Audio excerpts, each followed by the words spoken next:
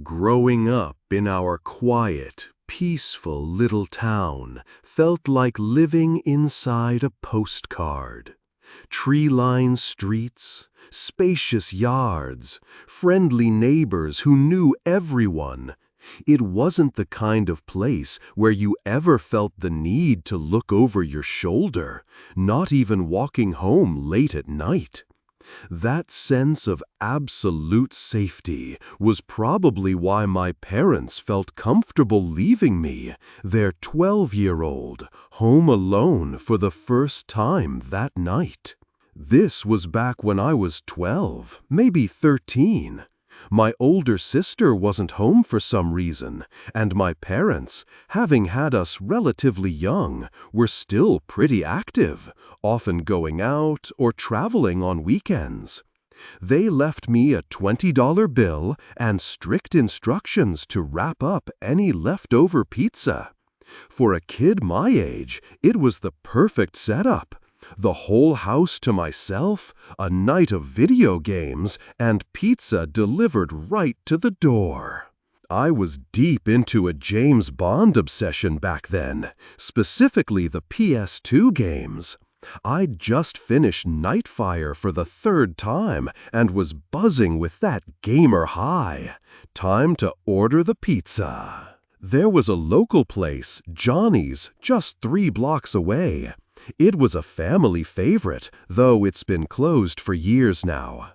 I ordered a plain pie. I could easily demolish 3 slices back then. My mom had reminded me to foil the leftovers and stick them in the fridge. While I waited for the pizza, I swapped discs in the PS2, getting ready for my next adventure in Agent Under Fire. When the doorbell finally rang, I bolted downstairs, $20 bill clutched in my hand.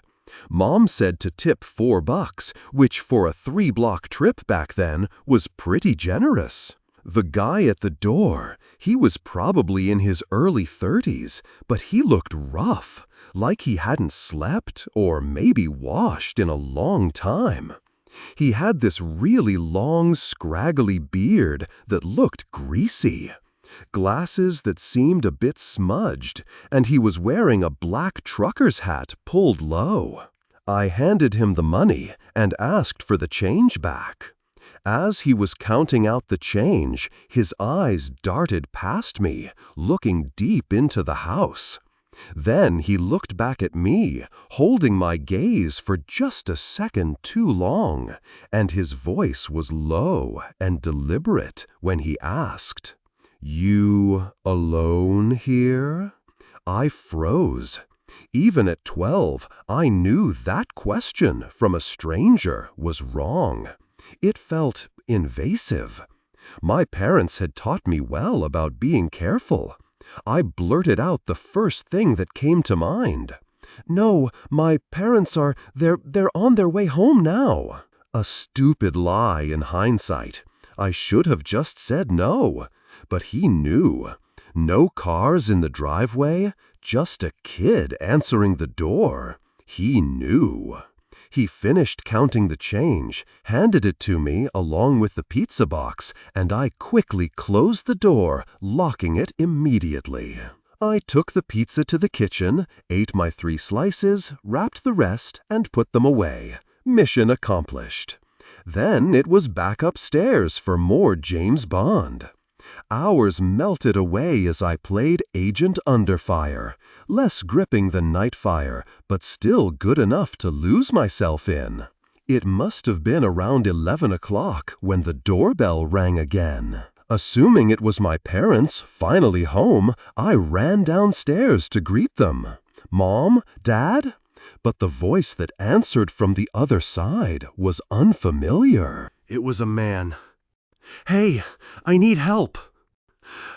I hesitated. My hand was on the doorknob, but something felt off. I didn't open it. "Who is this?" "I just need to use a phone, please." I backed away from the door. My heart started to pound.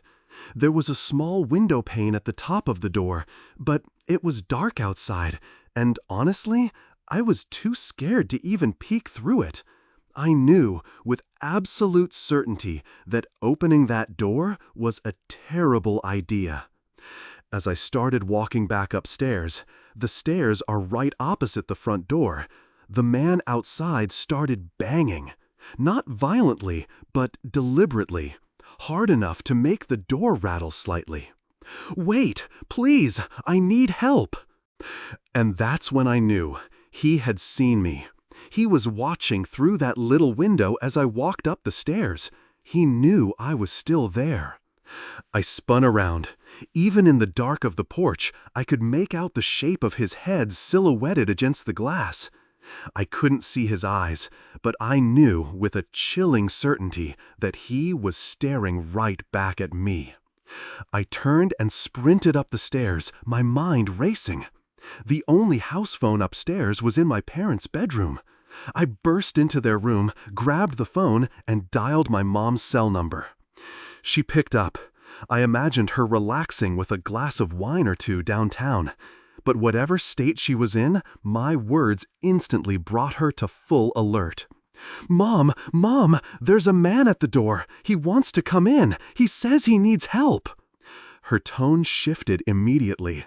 She sounded louder, sharper, completely sobered by the fear in my voice. She started asking questions, her voice tight with concern. "Did you answer him? Did you let him know you were home?" "Yes, I said you were on your way home." "Did he say who he was?" Her questions were getting more frantic. She asked if anyone could have known I was home alone. And then it hit me. The pizza guy. "Mom, the pizza guy. He asked if I was here alone tonight." Right at that moment, the doorbell rang again. Twice more. Loud, insistent. "Mom, he won't leave. He's still here." "Okay, listen to me. Go back in the bedroom, lock the door, stay there, wait. We're calling the police. Stay quiet, turn off the lights." She kept me on the line on her phone while my dad called 911 on his. They had to step outside the restaurant to get better reception. And I was alone, upstairs, hiding in the dark bedroom. It was a warm summer night, so the windows were open just a crack to let the air circulate.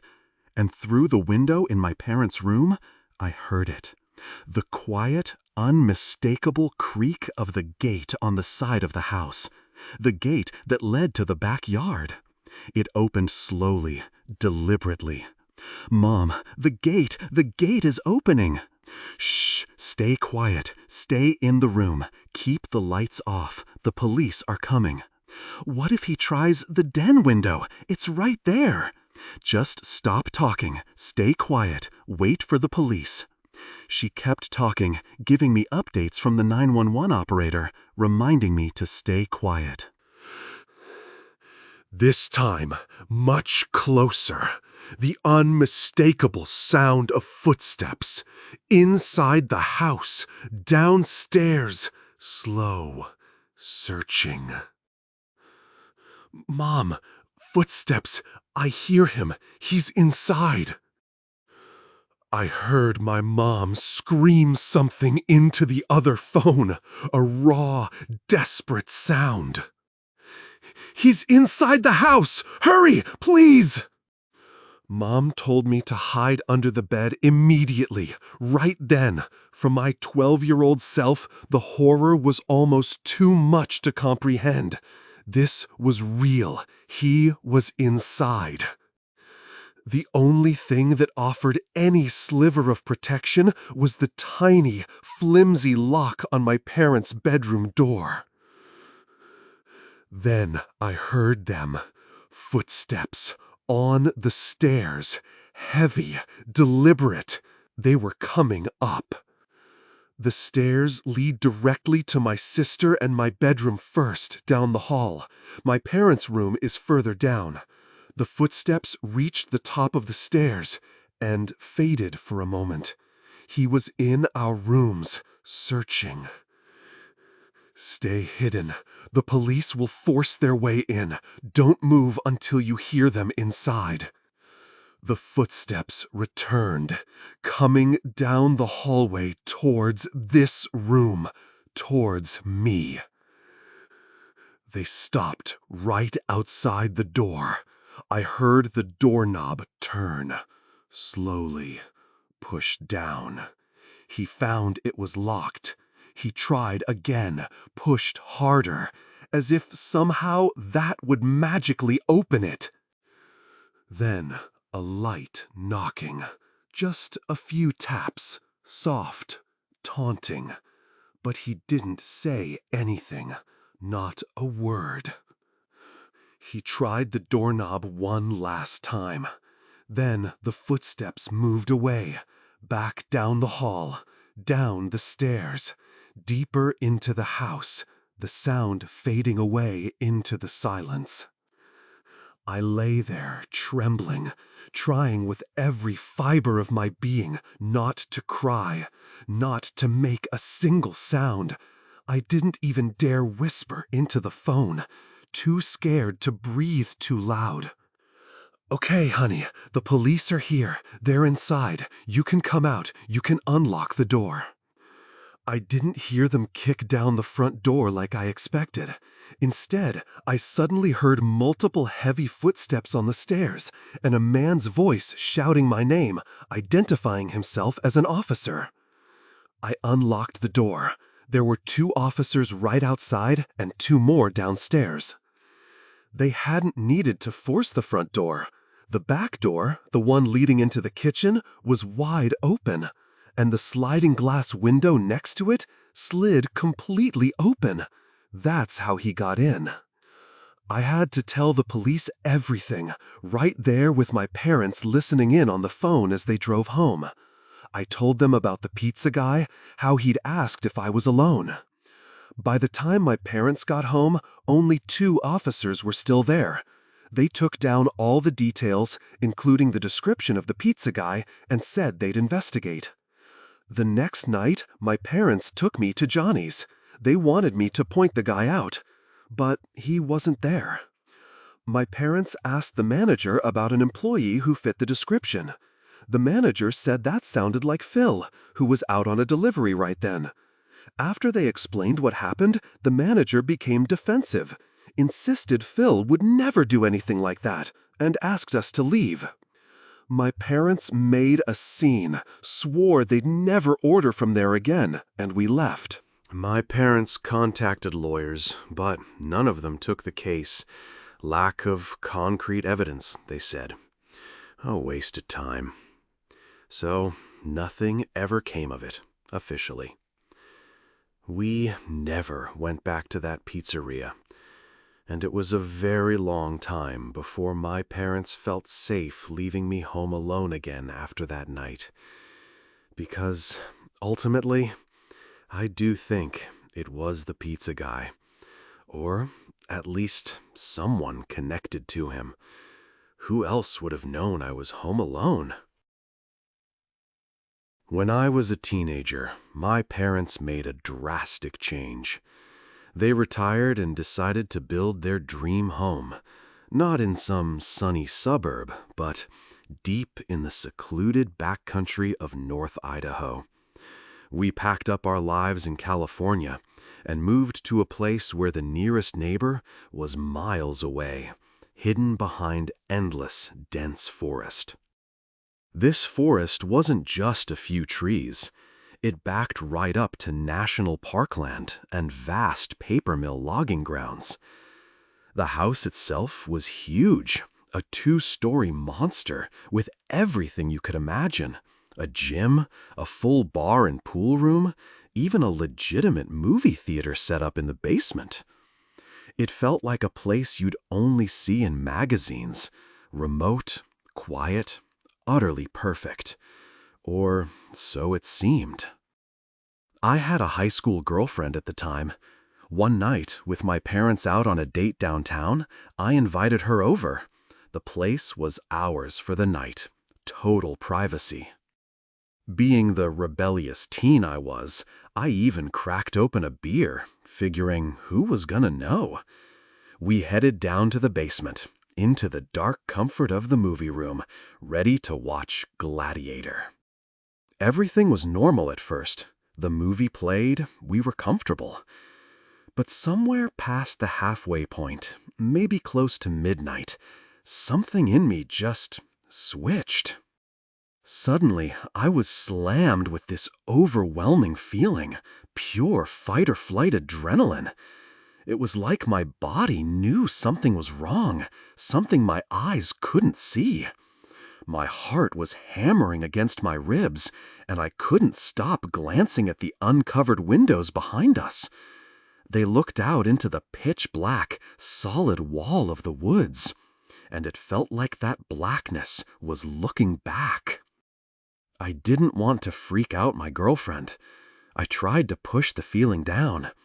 We even got a little distracted during the movie. But even then, in the back of my mind, the feeling persisted. We were being watched. I didn't know from where or by whom, but I knew. The movie ended. My girlfriend and I went upstairs. The house was dead quiet, the silence amplifying the unease I felt. I walked her out to her car. She drove off. I turned to go back inside, but then I remembered. I'd left all the lights on downstairs, the bar, the pool room, the movie room. So I went back down. I turned off the movie room lights first. The room went black. I paused, letting my eyes adjust to the sudden darkness. And that's when I saw him. He was standing at the large window that looked into the backyard, pressed right up against the glass. He looked like he was homeless. Wild, tangled hair, clothes that were filthy and ragged. But it wasn't his appearance that froze me. It was his face. He had the biggest, creepiest smile I have ever witnessed. It stretched across his face, unnatural and fixed. His eyes were wide, staring, and utterly deranged. And in one hand, a knife. For a second, I thought I was hallucinating, my mind playing tricks in the dark. Slowly, I backed away from the movie room window. I went into the adjacent bar room to turn off those lights. That room has a large sliding glass door that also faces the woods. I flipped the light switch, illuminating the room, and watched in horror. The man outside, the one I'd just seen at the window, calmly walked from the window over to the sliding glass door, still smiling that terrible smile, still staring with those dead, wide eyes. Now we were less than a foot apart, just the cold glass between us. He didn't try to open the door. He didn't move at all. He just stood there, watching me. I didn't say a word. I just turned and walked upstairs, my legs feeling heavy and disconnected. Right as I reached the top of the stairs, my parents were walking through the front door. The relief of seeing them lasted only a second before the terror flooded back. Mom, Dad, I think I need help. Like, professional help. I swear, I just saw a guy with a knife watching me outside. My mom's face went pale instantly. My dad's eyes narrowed. Without a word, he strode over to the gun safe, pulled out his rifle, and went outside to check the property. I turned to my mom, bewildered. What's going on? There have been reports in the area. A man wandering through the woods, trying to get into homes. The description you gave, it matches. The police were called, but they didn't find anything. No sign that anyone had been there. No footprints in the pine needles. just the cold, black woods surrounding the house. That should have been the end of it. It wasn't. That night, lying in bed, trying desperately to sleep, I heard it. A light tapping sound beneath me. My bedroom was directly above the movie room on the second floor. It sounded like metal gently tapping glass. I tried to convince myself it was the house settling, the pipes, anything but what I knew it was. The tapping lasted for hours. This became a nightly ritual, night after night for weeks. Sometimes it would stop for a night. Sometimes I'd wake up at 3 in the morning and hear it faintly, persistently. There was even one night I swore I heard footsteps on the roof. I checked the windows repeatedly, but I never saw him again. Still, the feeling never left. I was being watched, stalked. Then winter arrived, bringing with it a blanket of snow that covered the woods and our yard. My parents had to go out of town for a few days, but they were nervous about leaving me alone after what had happened. Before they left, my dad handed me a shotgun, just in case. We also had a big Rottweiler, the sweetest, most silent dog you could imagine. Unless there was something really there. Then he was a different animal. One night, home alone in the silent house, I heard it.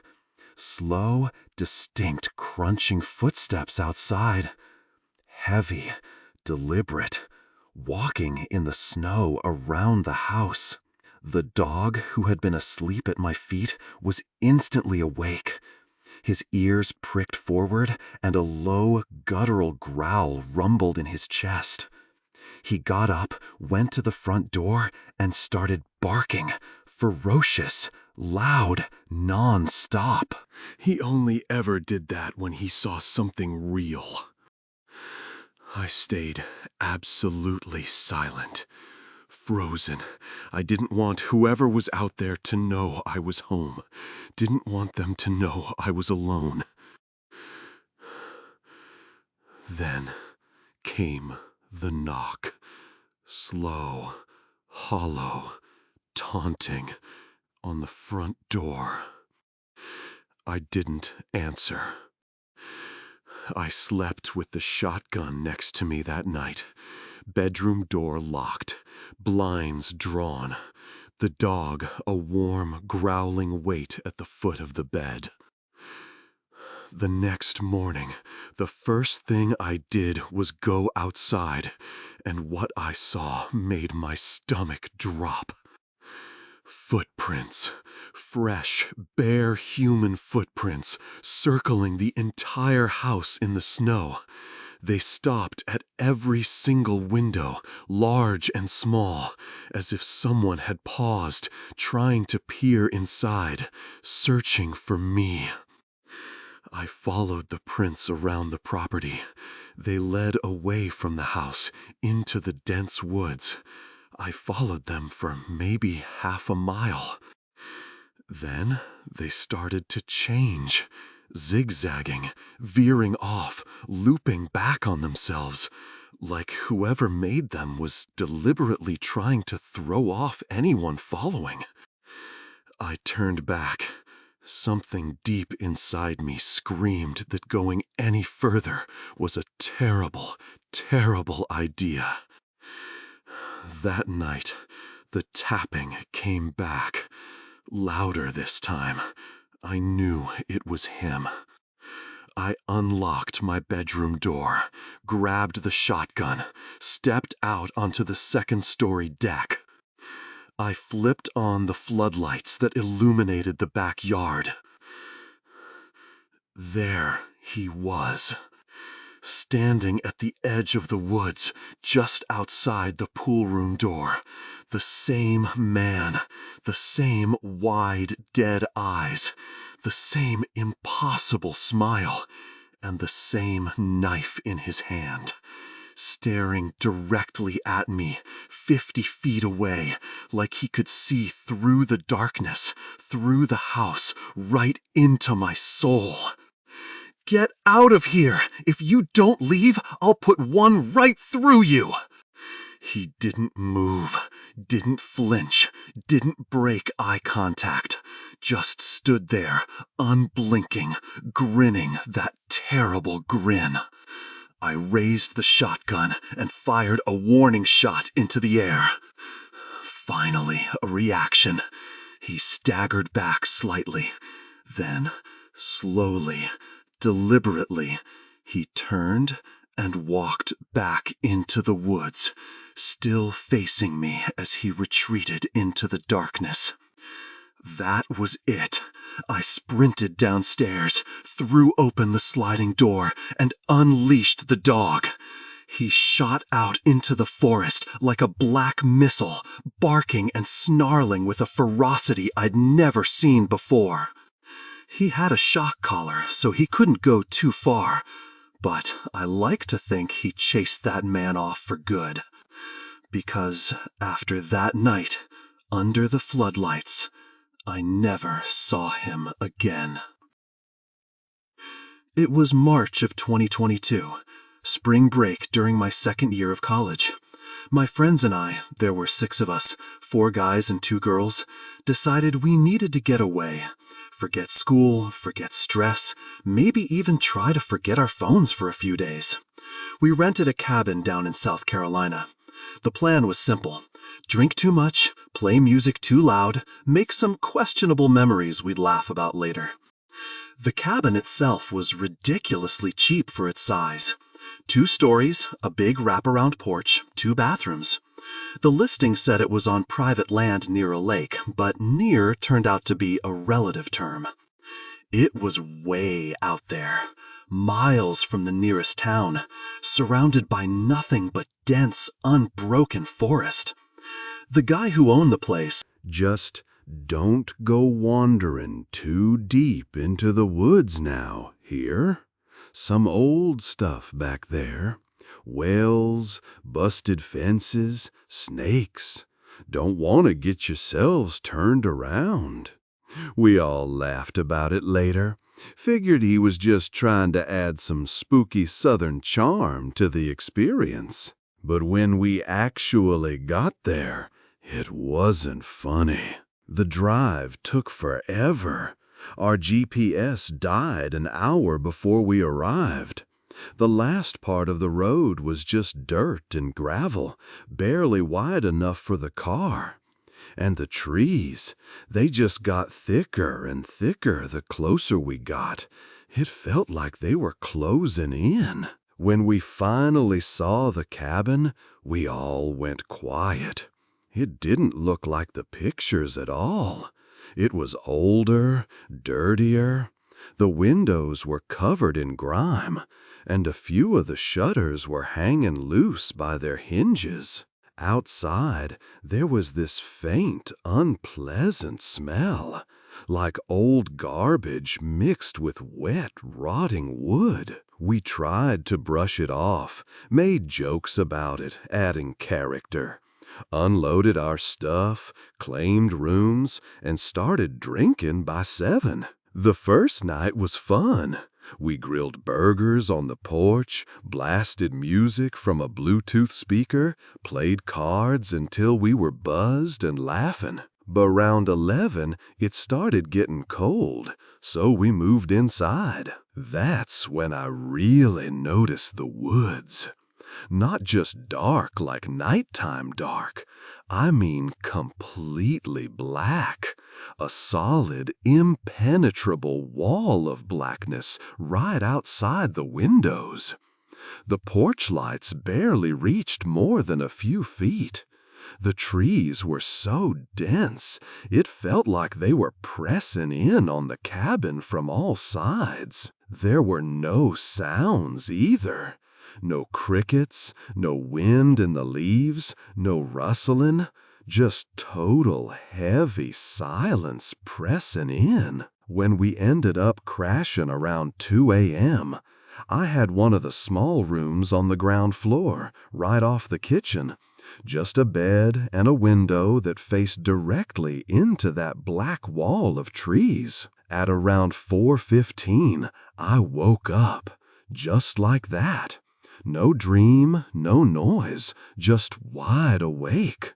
My heart was already beating fast for some reason. I just lay there for a second in the dark, listening. Then I heard it. Tap, tap, tap. I thought it was the heater at first, an old house making old noises. But then it repeated, steady, non-metallic at all, not mechanical at all. It sounded like fingers tapping glass. I slowly turned my head towards the window, and there he was, a man, standing right outside the window, pressed up against the glass. His skin was pale, sickly looking, his hair wild and unkempt. He wasn't wearing a shirt. He was just staring in. His mouth was hanging slightly open, like he was breathing through it. His eyes were wide, unblinking, fixed directly on me. He didn't move, didn't blink. He just stood there, tapping softly, slowly, like he was teasing me. I felt like my body had locked up, couldn't move, couldn't breathe. Then the tapping sped up a little. Tap, tap, tap, tap, tap. Matt, Matt, Matt, Matt, hey, Matt. Huh? What? What do you want? I just pointed. Matt looked over, saw him, and instantly scrambled back, knocking over the coffee table with a crash. The noise must have scared the guy off, because by the time Matt stumbled outside and flipped on the porch light, he was gone, nowhere to be seen. Everyone woke up from the noise. The girls came running, absolutely terrified. Chris, trying to be the logical one, suggested it was maybe a lost hunter. Tyler thought it was just some drunk local messing with us. It wasn't. It was that guy, the one watching me. He wasn't lost. We spent the rest of the night barricading the doors, moving the couch in front of the big living room window, taking turns watching for a few hours. Nothing else happened. The next morning, we went outside, and just like in the other story I heard, there were footprints, bare human footprints, circling the entire cabin, every single window, even the little high one above the upstairs shower. They stopped at every single one, like he'd just walked around checking them all. That should have been it. We should have left right then. But we were young, dumb, and stubborn. We stayed. Night 2. The energy was different. We still had drinks, music, the fire pit, but everyone kept glancing into the woods. Jess, who usually drank, didn't touch a drop. Chris kept his hunting knife clipped to his belt. When we finally went inside, we double-checked every lock, every window, tried to make the place a fortress. Around 3:30 a.m., Matt went to the kitchen for water. He stopped dead in the hallway and called my name. I got up, walked over. He was just standing there, pointing into the kitchen. There was someone in the kitchen, the man from before, but this time he was inside, naked. His back was towards us.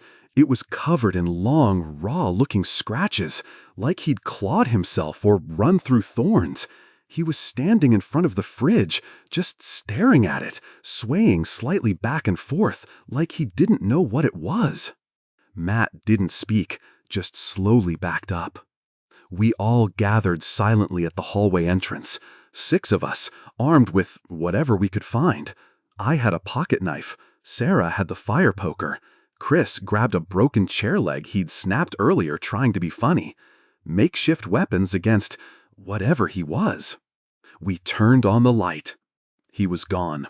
The back door was wide open, not kicked in, not forced, just open, like he had a key, or knew how to unlock it from the outside. We left 20 minutes later. No arguments, no hesitation. We grabbed our wallets, keys, phones, and got into the car, driving as fast as the dirt road would allow, not stopping until we had enough signal to call the sheriff. When we finally met the deputy at a diner off the highway, he didn't look surprised at all. He just asked if anyone was hurt. Then he said, "Yeah, we've had some trouble with folks squatting up in those woods. Not always right in the head." We tried to explain that this wasn't just some homeless guy, that he watched us, came back, got inside without breaking anything. The deputy just nodded like he'd heard it all before. The listing for the cabin disappeared a few days later, completely wiped from every rental site. We never got answers, never even got our deposit back. But that face, the way he looked at me through the window, I still see it sometimes when I wake up at night. We don't talk about that trip much anymore. And as far as I know, none of us have been back to South Carolina since. These stories, whether it was a seemingly innocent pizza delivery gone wrong, a chilling encounter in the isolated woods, or a terrifying spring break trip in a remote cabin, all share a common thread: the intrusion of the unknown, the violation of safety, and the lingering fear that stays with you long after the danger has passed. They remind us that sometimes the real horror isn't a ghost, but something disturbingly human hiding just beyond the light. Cảm ơn bạn rất nhiều đã dành thời gian theo dõi những câu chuyện rùng rợn này. Nếu bạn thấy nó lôi cuốn, hãy để lại một lượt thích và chia sẻ cho những người bạn quan tâm nhé. Bạn đã từng trải qua những trải nghiệm đáng sợ, bí ẩn nào trong cuộc sống chưa? Hãy chia sẻ câu chuyện của bạn trong phần bình luận nhé. Và đừng quên nhấn đăng ký kênh để không bỏ lỡ những câu chuyện kinh dị và ma quái tiếp theo nhé.